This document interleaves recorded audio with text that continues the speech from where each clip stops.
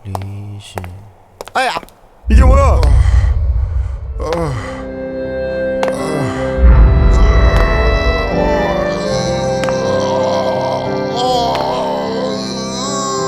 좁은 문으로 들어왔습니까? 좁은 문으로 들어온 사람은 좁은 길 걸어가야 합니다. 그러나 들어와 놓고는 겁이 나서 걸어가기를 싫어해요. 그리고는 넓은 길을 기웃기웃거리면서 그저 적당히 교회만 드나드는 분들이 계세요. 그 결과 반드시 영생을 얻을 수 있다고 아무도 장담할 수가 없습니다. 생명이 실제가 됐다면, 이 신앙이 실제가 됐다면, 이 복음의 진리가 실제가 됐다면, 천국이 실제가 됐다면 억지로 죽지 못해 하는, 그냥 어렵고 힘들고 쥐어짜듯이 하는 이런 신앙생활이 난 존재할 수가 없다는 것입니다.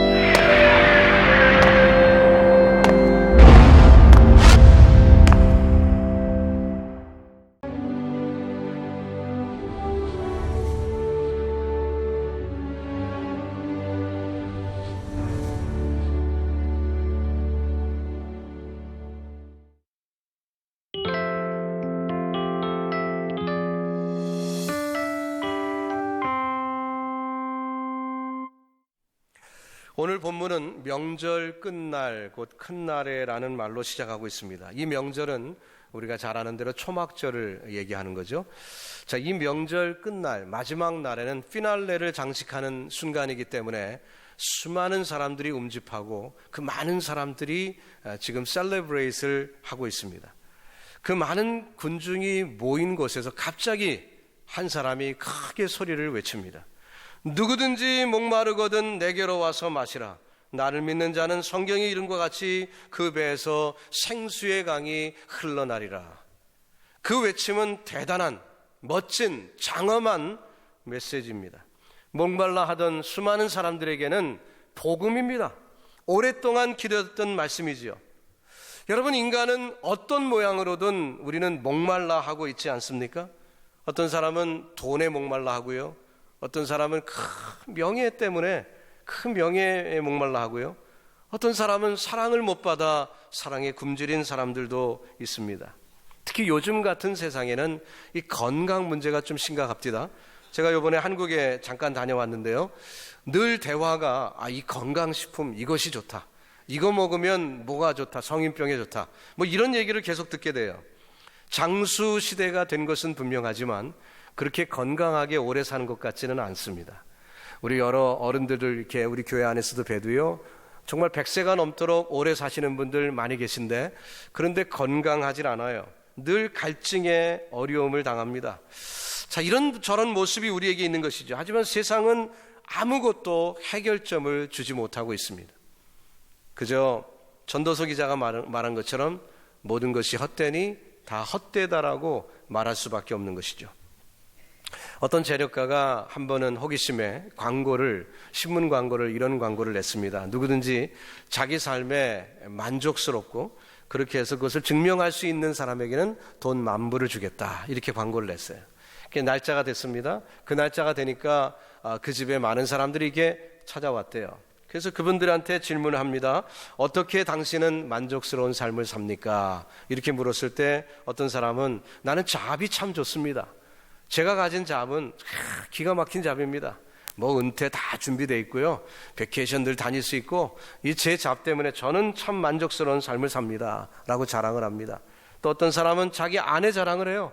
그래갖고 제 아내로 말할 것 같으면은 뭐 현모양처고 뭐 하면서 열심히 자랑을 합니다. 세상에 부러울 것이 없대요. 또 어떤 사람은 공부를 많이 한 것을 자랑합니다. 그래서 지식이 많기 때문에 자기는 부러울 게 하나도 없다라고 그렇게 얘기를 합니다. 근데 결국 이 10,000불을 가져간 사람이 단 한 명도 없어요. 왜냐하면 마지막 질문에 답을 못 해갖고 결국은 아무도 못 가져갔대요. 근데 이 마지막 질문이 뭐냐면은, 그렇게 만족스럽다면, 그렇게 만족스럽게 살고 있다면 왜 10,000불 때문에 여기 오셨습니까? 그런 질문이었어요. 네. 사실 모든 것이 만족스럽다면 굳이 10,000불 받기 위해서 거기까지 올 필요가 없잖아요. 그게 모순이라는 것입니다. 만족스럽다고 말은 하지만 실상은 만족이 없는 거예요. 뭔가 부족한 거죠. 그렇기 때문에 또 새로운 것을 찾아 나서는 것이 우리 인간의 모습이라는 것입니다. 여러분, 갈증의 원인이 무엇일까요? 뭐가 모자라기 때문에 갈증이 있는 것일까요? 그렇지 않습니다.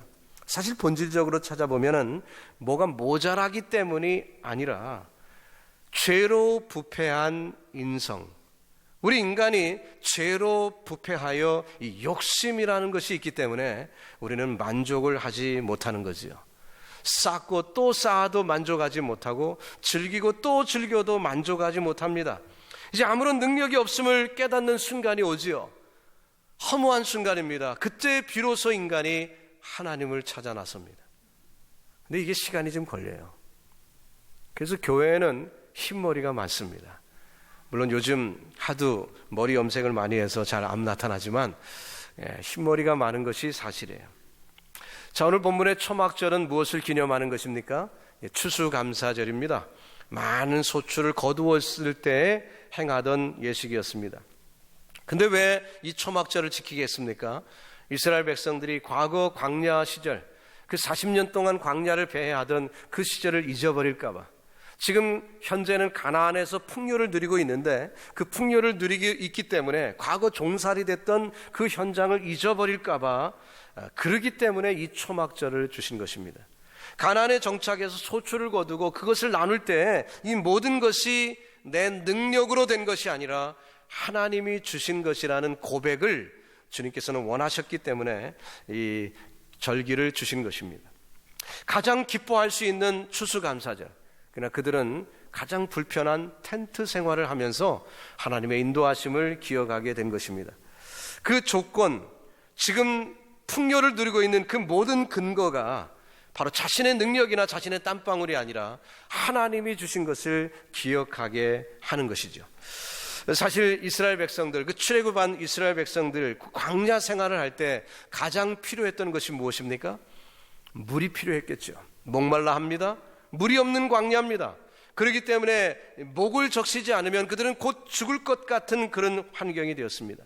물이 없어 가난 그들에게 하나님께서 은혜를 베푸셨습니다. 모세에게 명하셔서 반석에서 생수를 쏟아내게 하셨습니다. 그래서 그 생수로 그들이 목을 축이며 생명을 연장시킨 적이 있습니다. 그래서 이 유대인들은 초막절이 오면은 그 명절 마지막 때 이런 예식을 행했습니다. 오늘 본문에 나오지 않지만 유대 문헌들을 찾아보면 그 당시에 이런 일이 있었다고 합니다. 제사장이 실로암 연못에 갑니다. 그래서 그 연못에서 제사장이 의복을 단정하게 차려입고 그 다음에 금으로 된 항아리로, 물통으로 물을 한 바가지 뜹니다. 그리고 그것을 다시 제단으로 가지고 와요. 제단에 그 물을 다 부어냅니다. 그리고 이 제사장이 외칩니다. 주여, 지금 구원하소서. 주여, 이제 구원하소서. 이렇게 외쳐요. 호산나죠. 자, 그 외치는 그 외침. 자, 이 물은 무엇을 상징하겠습니까? 과거 광야 시절에 반석에서 얻은 그 샘물을 상징하는 것이죠. 그들은 그 물을 기억하면서 이 기쁨의 물, 하나님이 기적적으로 우리에게 생명을 주셨던 그 구원의 물을 생각하면서 그 무리들은 하나님을 기억하는 것입니다. 하나님의 구원을 기억하는 것입니다. 그리고 지금 이 시간 주여 우리를 구원해달라는 그 외침에 그들은 아멘으로 화답을 하는 것이죠. 근데 바로 그 순간이었습니다. 그 무리 중에 섞여있던 예수님이 크게 소리 외치기를 누구든지 목마르거든 내게로 와서 마셔라. 나를 믿는 자는 성경의 이름과 같이 그 배에서 생수의 강이 흘러넘칠 것이다. 이렇게 말씀을 하시는 것입니다. 자, 요한은 이 말씀에 주석을 달기를 이는 그를 믿는 자가 받을 성령을 가리킨 것이라고 말씀했습니다. 주님께서는 제사 한 번 드린 것으로 신앙생활이 전부가 아니라는 것이지요. 그렇게 멋지게 예배 한 번 드린 것으로 신앙생활 다 한 것이 결코 아니라는 것입니다. 성도는 마땅히 성령을 받아야 하는 것이고 성령의 인도하심을 받을 때 제대로 된 신앙생활을 할 수가 있다는 것입니다. 사랑하는 성도 여러분, 오늘 우리가 예배를 드리러 주님 앞에 왔습니다.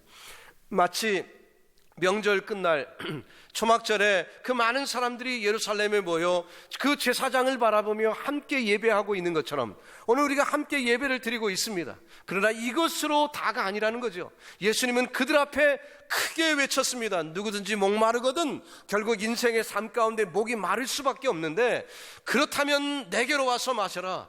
근데 그 마시는 분은 다른 것이 아니라 성령이라고 말씀하는 거예요. 오늘 이 시간 예배드리는 사랑하는 성도 여러분, 저와 여러분의 삶 속에 오늘 이 예배드리고 많은 것은, 즉 예배 한 번 드리고 많은 그 신앙생활이 아니라 우리 모두가 다 성령 충만하시기를 예수님의 이름으로 축원합니다. 날마다의 삶, day by day, 날마다의 삶이 정말 성령의 인도하심을 받고 성령의 이끄심을 받는 그런 축복이 있기를 바랍니다. 그 성도를 가리켜서 뭐라고 얘기합니까? 그 배에서 생수의 강이 흘려 넘치리라.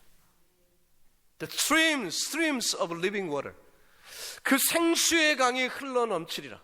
정말 끊이지 않는 축복을 하나님이 약속하고 있는 것입니다. 도대체 얼마나 시원스럽고 얼마나 만족스러우면은 그 배에서 생수의 강이 흐른다고 말씀하셨을까요? 여러분, 그 은혜를 체험하셨습니까? 체험하시기를 주님의 이름으로 축원합니다. 이것은 주님의 약속입니다. 약속이라면 구하는 자에게 주실 거예요. 오늘도 이 시간 다른 것 구하지 마시고 성령 받기를 구하시기 바랍니다. 성령의 강수가 저와 여러분에게 흘러 넘칠 줄로 믿습니다. 오늘도 주님은 저와 여러분을 향하여 큰 소리로 초청하시는 거예요. 이것은 이 목사의 목소리가 아니라 예수 그리스도의 목소리입니다. 누구든지 목마르거든 내게로 와서 마셔라. 나를 믿는 자는 성경의 이름과 같이 그 배에서 생수의 강이 흘러나리라. 아멘. 주님 맞습니다. 내가 주님 앞에 왔습니다. 그 생수의 강을 내게 허락하여 주시옵소서. 믿는 자는 생수의 강을 받을 것이라고 했어요. 내 영혼의 갈증을 느끼는 사람이 하나님이 주시는 은혜에 대한 맛을 더 강하게 느끼는 거예요. 갈증이 없는 사람에게 아무리 물을 갖다 줘 보십시오. 마시라고 해 보십시오. 화낼 겁니다. 마찬가지예요. 신앙생활도 그렇습니다. 성경 읽으라고 합니다. 예배 드리자고 합니다. 그런데요, 그거 자꾸 얘기하면 화냅니다. 그러나 기쁘게 받는 사람 누구죠? 갈증이 있는 사람. 갈증이 있는 사람. 말씀에 갈증이 있는 사람, 읽으라고 안 해도 읽습니다. 말씀에 갈증이 있는 사람, 예배 참여하지 말라고 해도 예배 드리고 싶어 합니다. 여러분에게 그런 축복이 있기를 바랍니다. 환자가요, 곡기를 끊으면은 곧 돌아가시는 거예요. 곡기를 끊으면 이건 무서운 것입니다. 암보다 더 무서운 것이 입맛이 없어지는 거예요. 마찬가지입니다. 우리 영적으로도 사단의 시험이 어떻고 저떻고 아무리 그래봤자 가장 큰 시험은 영적 갈증을 느끼지 못하는 거예요. 내가 목마른데 분명히 내가 목이 마르고 있는데 그 목마름을 느끼지 못하는 것은 큰 병이에요. 여러분, 저와 여러분에게 말씀의 굶주림이 있습니까? 하나님께 예배드림의 굶주림이 있습니까? 그것을 느끼기 시작했다면 이미 축복이 시작된 줄로 믿습니다. 그러나 느끼지 못한다면 여러분, 인생을 걸고 목숨을 걸고 기도하셔야 돼요. 그것을 달라고. 내 영혼이 죽게 되었나이다. 왜? 곧 죽을 거니까요. 아니, 이미 죽은 건지도 몰라요. 이 영생에 대한 갈증과 말씀에 대한 갈증이 없으면, 성령에 대한 갈증이 없으면 우리는 죽은 것입니다. 여러분, 자신을 얘기하는 거예요. 이 자리에 혹시 그 영혼의 갈증을 느끼지 못하시는 분이 있다면 제발 오늘이 가기 전에 그 갈증이 회복되기를 주님의 이름으로 축복합니다. 그것이 없으면 죽은 인생이기 때문에 그래요. 성경을 말씀합니다. 성경의 이름과 같이 그 배에서 생수의 강이 흘러나리라. 이는 그를 믿는 자가 받을 성령을 가리킵니다. 믿는 자. 믿는 것이 무엇입니까? 믿는 것은 그 지식적으로 내가 그분을 안다는 얘기를 하는 것이 아닙니다. 이것은 전인격적인 의탁을 얘기하는 것입니다. 나는 선을 행할 능력이 조금도 없고 나는 의를 행할 조금도 능력이 없는데, 그래서 나는 전적으로 망해버렸는데 예수님께서 나를 위하여 십자가 지시고 예수님께서 내게 은혜를 베푸셨기 때문에 내가 구원을 받게 됐다는 거죠. 그것이 믿음인 것입니다. 바울은 로마서를 기록할 때 이신득의 믿음으로 구원 얻는다는 그 논리를 1장부터 11장까지 쭉 기록하고 있습니다. 한참을 기록하다가 7장쯤 왔는데요, 자신을 돌아보게 됐습니다.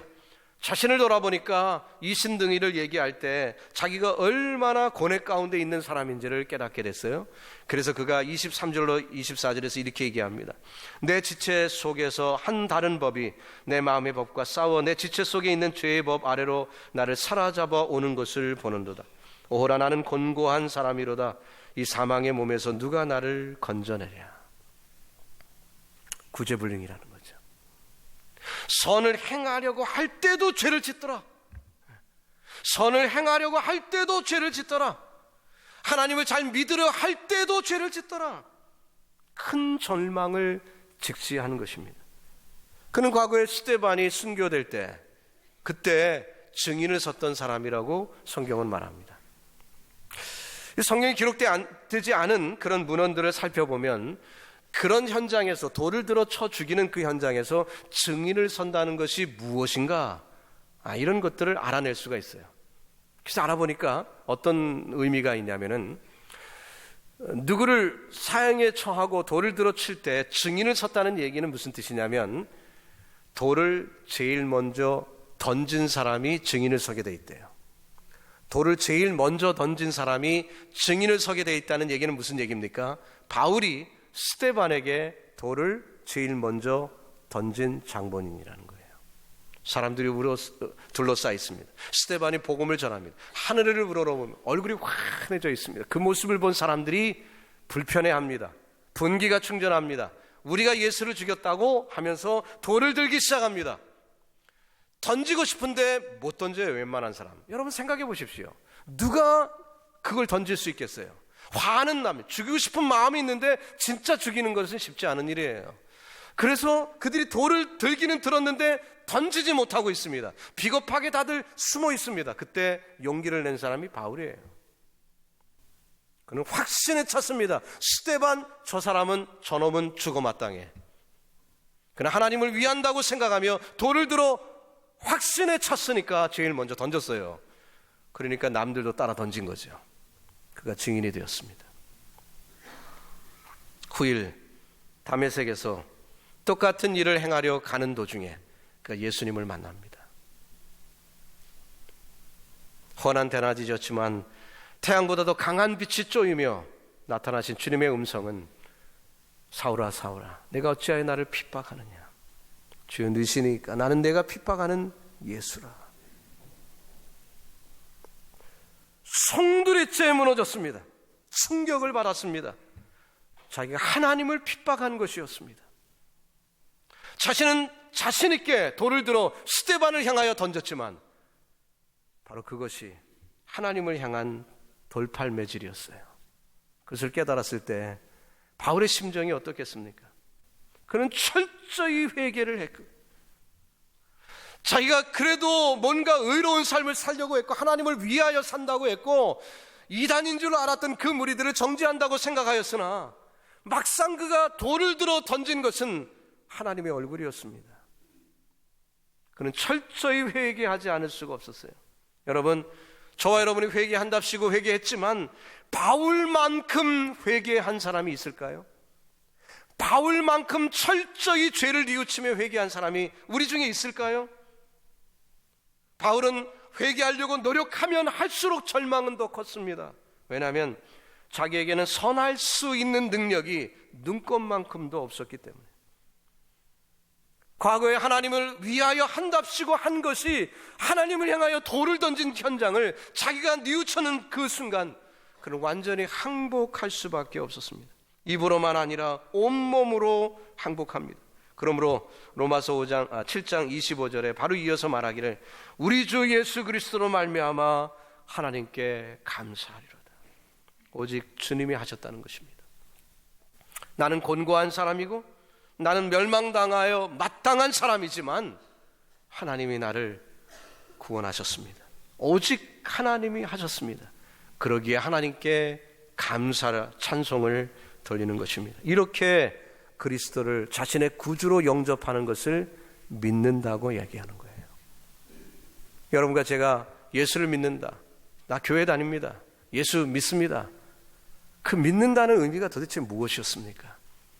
주일마다 성경책 먼지에 떨고 주일날 가지고 오고 1시간 예배 드리면 그게 예수 믿는 건가요?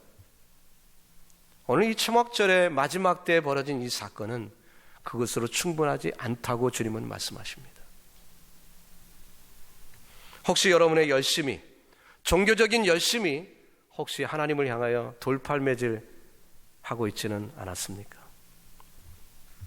워싱턴 DC에 가면요, 한국 전쟁 기념관이 있어요. 거기에 보면은 위에 Freedom is not free, 자유는 공짜가 아닙니다, 그런 문구리 있습니다. 한국 전쟁 때 얼마나 많은 피를 흘렸습니까? 미군들이 많은 피를 흘렸고요, 우리 대한민국의 청년들도, 아니 나이 드신 분들도 많은 피를 흘렸습니다. 그 결과 자유를 얻게 된 거죠. 성령은 그냥 주어지지 않습니다. 그냥 믿는다고 말 한마디 한다고 성령이 싹 오는 것이 아닙니다. 그리스도의 죽음의 대가로 우리에게 주어진 거예요. 가치 있는 것입니다. 선물이지만, 우리는 공짜로 받는 것 같지만 그 값은 예수님의 생명의 대가를 지불한 거예요. 오늘 본문 39절에서 이렇게 말합니다. 예수께서 아직 영광을 받지 못하신 고로 성령이 아직 저희 계시지 아니하시더라. 성령은 그리스도께서 십자가에 순종하신 대가로 우리에게 와진 것입니다. 값싼 것이 아닙니다. 거듭 말씀드립니다. 우리에게는 값없이 주어진 것이지만 이것은 엄청난 priceless, 값비싼 것이에요. 주님은 그것을 지불하신 것입니다. 그렇기 때문에 저와 여러분이 유일하게 필요한 것은 그것을 살 능력이 없기 때문에, 우리는 살 능력도 없고 그럴 가치도 없지만, 그러나 우리가 주님께 나아가는 일을 해야 하는 것입니다. 예수님께 가야 합니다. 예수 안에 들어가야 합니다. 그런데 많은 사람들이 그리스도께 잡히는 걸 싫어해요. 여러분, 자신을 포기해야만 성령을 받을 수 있습니다. 나를 유지하면서 성령 받을 수 없습니다. 뜨거운 체험 한 번 한다고 성령 받은 줄 아세요? 아닙니다. 나를 포기해야 돼요. 나를 버려야 돼요. 그리스도께 완전히 붙잡힌 바 되어야, 그래야 이 생수의 강이 흘러넘치는 하나님이 주시는 기쁨을 선물로 받을 수가 있는 것입니다. 예수님께서 믿는 자에게 주실 성령에 대하여 어떻게 말씀합니까? 그 배에서 생수의 강이 흐르리라. 저는 이 말씀을 읽다가 에스겔서가 떠올랐습니다. 에스겔 37장부터 읽어나가면요, 마른 뼈들이 있죠. 거기에 하나님의 기운이 부니까 군대가 돼버립니다. 그리고 40장에 가면 어떤 말씀이 나옵니까? 성전이 있는 그 동문, 그 문지방을 통해서 물이 흐르기 시작합니다. 처음에는 발목, 그 다음엔 무릎, 그 다음엔 허리, 그 다음에는 헤엄을 쳐야 할 지경까지 물이 가득 차게 되는 환상을 에스겔이 봅니다. 이것은 무엇을 얘기합니까? 성령이 임하셔서 성령이 충만해지는 성도의 모습을 얘기하는 것이죠. 우리가 하나님의 은혜를 체험하며 성령을 맛볼 때가 있습니다. 그러나 여전히 내가 주인 되었을 때는 어떻습니까? 마치 발목에 정도 찬 수준이죠. 내가 원하는 대로 마음대로 다녀요. 성령을 안타깝게 하는 거죠. 그러다가 성령이 더욱더 채워져서 완전히 덮어 수용을 해야 될 정도로 성령이 지배를 받으면, 성령이 동쪽으로 옮기시면 내가 동쪽으로, 이 물이 서쪽으로 움직이면 나는 서쪽으로 갈 수밖에 없는 것입니다. 서울 근교에 한탄강이라는 강이 있습니다. 가보신 분들 계시겠죠? 여름철에는, 장마철에 물이 굉장히 넘쳐 물살이 굉장히 강하기 때문에 아이들이 가끔 빠져 죽기도 하는 그런 악명 높은 강입니다. 저도 어렸을 때 종종 가봤던 곳인데요. 근데 거기에서 얼마든지 미역 감고 수영 잘할 수 있는 비결이 있습니다. 그건 뭐지요? 물살 가는 대로 따라가면 됩니다. 근데 많은 사람들이 어때요? 물살이 자꾸 자기를 저 육지에서 밀어내는 것 같은 느낌이 드니까 막 억지로 열심히 수영을 칩니다. 힘을 다해서 수영을 하다가 힘 다 빠지면 물속으로 쑥 들어가는 거예요. 물은 결국 하류로 가면 물살이 약해지는 거잖아요. 그러니까 그냥 떠내려가면 돼요. 떠내려가면, 하류로 가면 물살이 약하니까 얼마든지 헤엄쳐 나올 수가 있습니다. 미련한 사람들이 이 물살을 거스르려고 하죠. 여러분, 성령이 인도하시는 대로 흘러가시길 바랍니다. 그게 지혜예요. 성령이 나를 이끄시는 대로 그냥 따라가시기 바랍니다. 어거지쓰면 힘들고요. 그러다가 사단의 밥이 된다니까요. 사울처럼.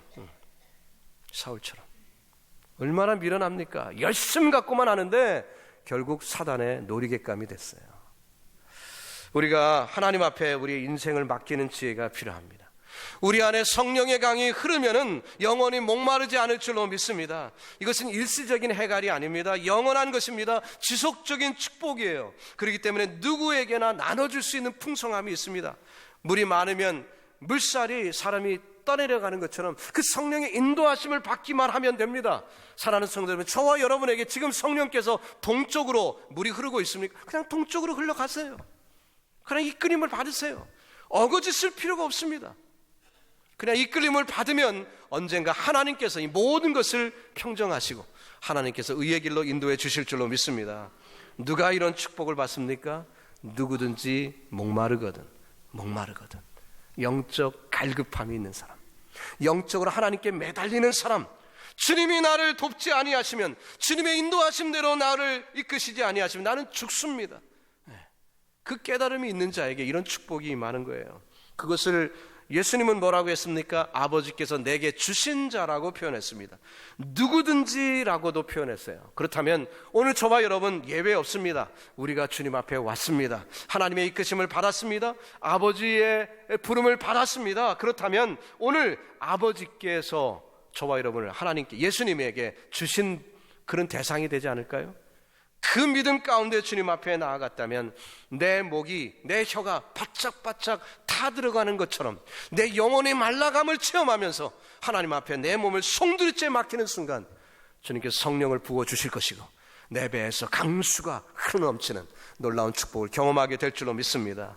이제 말씀을 마감합니다. 6월절이 없이 초막절은 있을 수 없습니다. 예수님의 십자가 없이 우리에게 성령의 충만은 없습니다.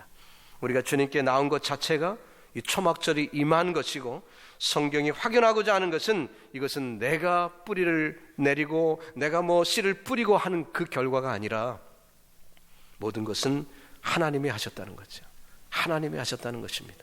그러게 주님 앞에 나오신 저와 여러분은 내가 하나님 자녀 되기 위해서 노력할 필요가 없어요. 자녀답기 위해 노력해야 합니다. 이것은 질적으로 다른 거예요. 하나님의 자녀 되기 위해, 다시 말해 신자 되기 위해 노력하는 것은 의미 없어요. 중요한 것은 내가 신자답기 위해 노력하는 거예요. 하나님의 아들다운 모습을 갖추는 것이지요. 오늘 주님 앞에 왔습니다. 주님의 자녀가 되기 위해서인가요? 아닙니다. 주님의 자녀 되었습니다. 그렇다면 자녀다운 모습을 갖추는 것이 우리에게 필요한 것입니다. 우리 중에 자녀를 낳고 애를 낳고 그냥 방치하는, 파렴치한 그런 부모가 있습니까? 아마 우리 자리에 한 분도 없을 거예요. 마찬가지로 우리 하나님, 그 질서를 만드신 하나님께서 우리를 낳으셨다면 반드시 우리 하나님이 저와 여러분을 책임져 주실 줄로 믿습니다. 그 하나님 의지하시고 주님께 맡기시기 바랍니다. 성령의 인도하심을 받을 때 하나님이 내 배에서, 환경은 여전히 힘들고 어려워도 하나님께서 내 배에서 생수의 강이 흘러넘치는 놀라운 기쁨으로 채워주실 줄로 믿습니다.